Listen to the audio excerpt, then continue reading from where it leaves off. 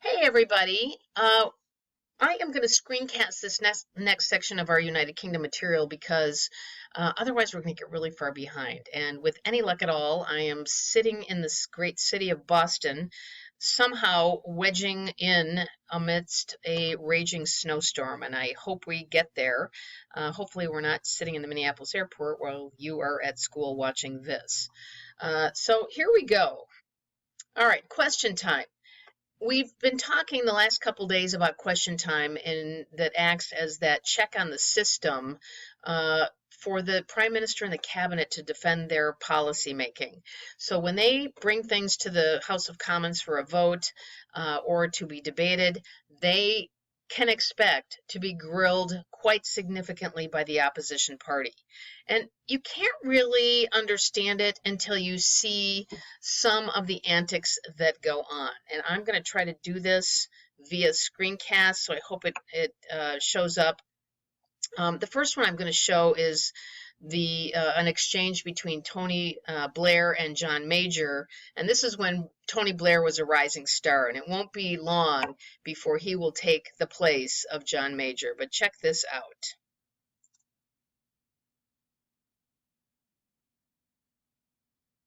Perhaps, Madam Speaker, he would like to tell me whether he has received the support of the 50 MPs who defied his front bench over Maastricht.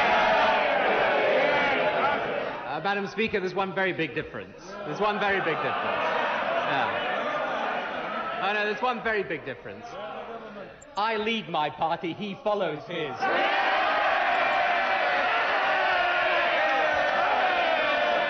Isn't it extraordinary that the Prime Minister of our country can't even urge his party to support his own position? Yeah. Weak, weak, weak. And when the election came, the result was inevitable. Tony Blair entered Downing Street to a triumphant reception, the first Labour Prime Minister elected in a generation. Okay, so, yeah, Tony Blair's very famous question time where he calls he calls John Major weak, weak, weak. The last thing you want as a prime minister and as a government in charge is to be called weak. I love that. It's just so priceless. Okay, so these would be a lot better if we were watching them in the classroom, but we're just going to persevere anyway because we can watch other ones next week before our debate.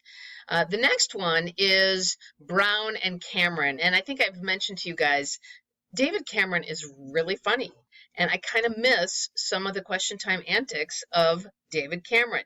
Check this one out.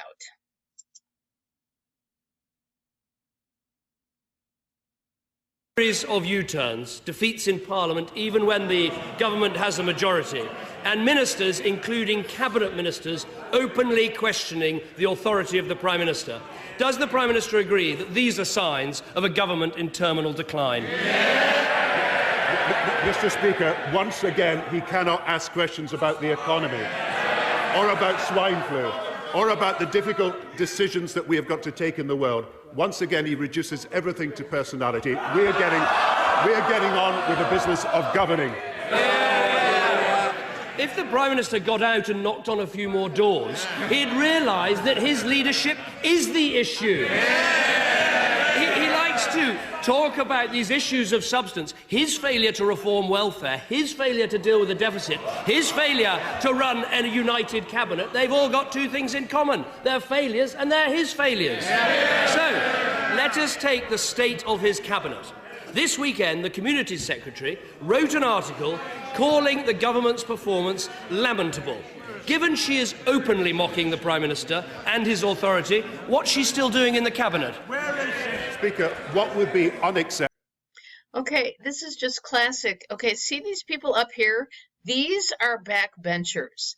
Their whole job is to stand up and kind of applaud what's going on. And you'll notice nobody is sitting here with any kind of, books in hand or reports or anything. They're just basically there to cause a ruckus. And ruckus they do. Okay, so The last one, funniest moments in the House of Commons. I'm going to save that one for when we get back together because it really is kind of more fun to see this with others. But here's a good one. So not all parliaments are as civil as the one in the United Kingdom. Check out this Ukraine parliament 2 years ago. I mean, talk about out of control. This is a question time in the Ukraine parliament.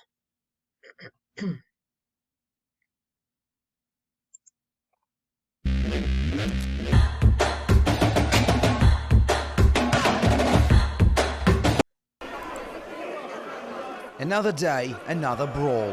While Ukraine's parliament deliberated over controversial language law, deputies used their fists to let their feelings be known. One of the central figures in another recent scandal, Party of Regions deputy Vadim Kolesnichenko says these are politicians. This is insanity. I had to finish my speech in order to start the voting. 5 to 6 people attacked me. I'm a former weightlifter and could provide a strong physical reply. I mean, look at this guy. Because then everyone would have said I was a thug.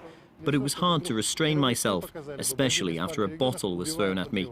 After these events, I received threats and had to move my family. Heated debates have often ignited into all-out rage inside the Rada. 2 years ago, when Parliament was due to ratify the guy's in a chokehold. extended lease of Russia's Black Sea naval base, smoke bombs went off, and the Rada speaker had to hide under an umbrella from a rain of rotten eggs thrown at him. It may look like chaos and anarchy, but for some in Ukraine's political circles, it is in fact democracy in action. Okay, so I think we get the picture on that one. Craziness, totally crazy. Things definitely get out of hand with question time. All right, let's moving on. I'm going to show Cameron's last questions on Monday, and I'm going to keep moving on the screencast. All right, House of Commons. You'll love this one. So there is a Speaker of the House of Commons, and it is his job to moderate question time. And this is not an easy job because, as you can see, things get really, really out of hand. And with that, you know, it sometimes is tough to moderate. The Speaker of the House is chosen by the majority, but it is usually somebody who the minority thinks is going to be neutral.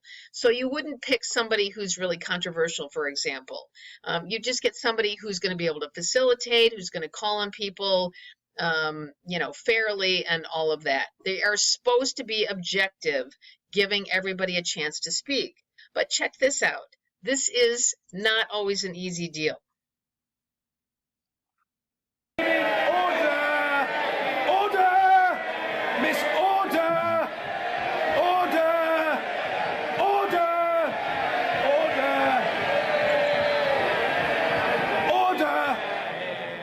I say to the Children's Minister, try to calm down and behave like an adult, and if you can't, if it's beyond you, leave the chamber, get out, we'll manage without you. Mr. David Ward.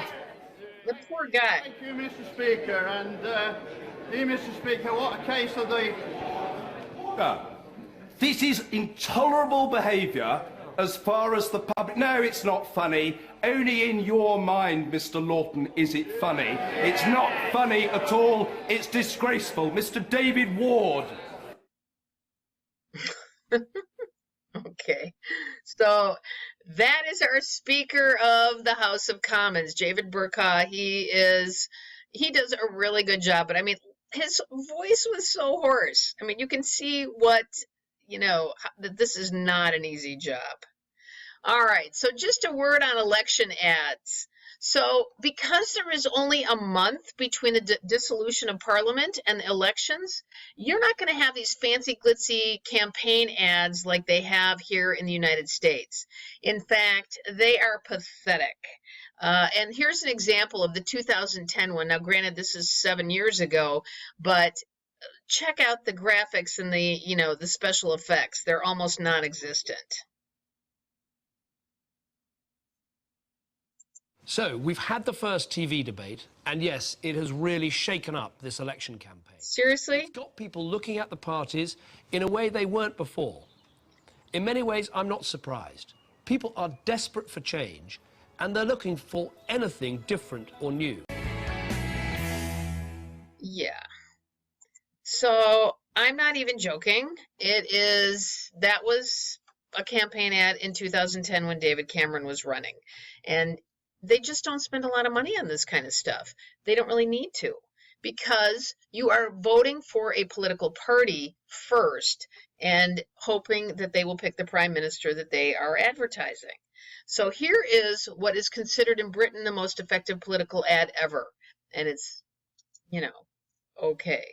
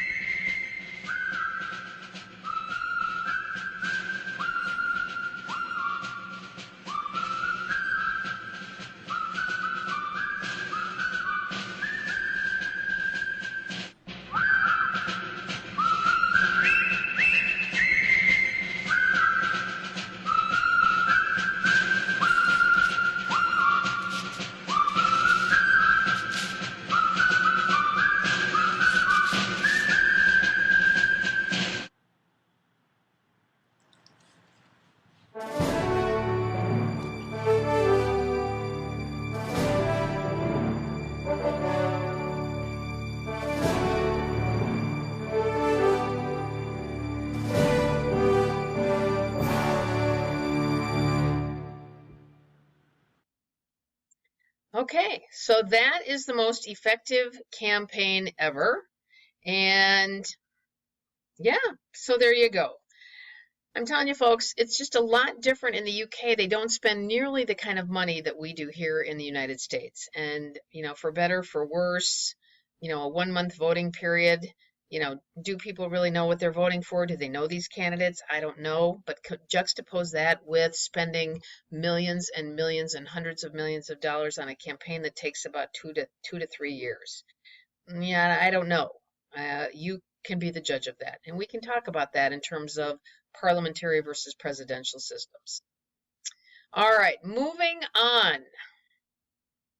I want to talk now about the general election of 2010, because the key here is we're talking about what is known as a hung parliament. And a hung parliament occurs when there is no clear majority winner at the time of elections. So in 2010, the elections were held, all 650 seats were up for grabs, and when all was said and done, the majority, the political party that had the most seats still did not have a majority, so they had to establish a coalition government. All right, so what does it look like? So it looks like this. I mean, you need 326 seats to win if there are 650 total seats. Conservatives had 307. Labor had 258. They are polar opposites in terms of ideology. So the Conservatives reached out to the Liberal Democrats, where 307 plus 57 well exceeds the 326 to win. So they were able to form a coalition government. That's why you had David Cameron and Nick Clegg as his deputy. But this is called a hung parliament when a majority doesn't take effect, when a political party does not receive a majority. And this is kind of the breakdown. You can see Conservatives, all but London being Labour driven, which is kind of consistent with our urban areas here being more democratic. You can see kind of the breakdown. Now, Liberal Democrats in the darker yellow here were all over Scotland. But look what happens when you get to the 2015 election. That was the last election. This is all Scottish National Party after the Scottish independence vote. And look at Liberal Democrats. They have virtually none. They went from 56 seats to 8 seats. And Scottish National Parliament went to 56 seats. So their Liberal Democrats are really trying to figure out who they are right now, and it's unclear. They don't have a clear ideology at all. Scotland, overwhelmingly Scottish nationalists. All right, I'm going to do the second screencast when you get back, and we'll call it a week. Thanks, guys.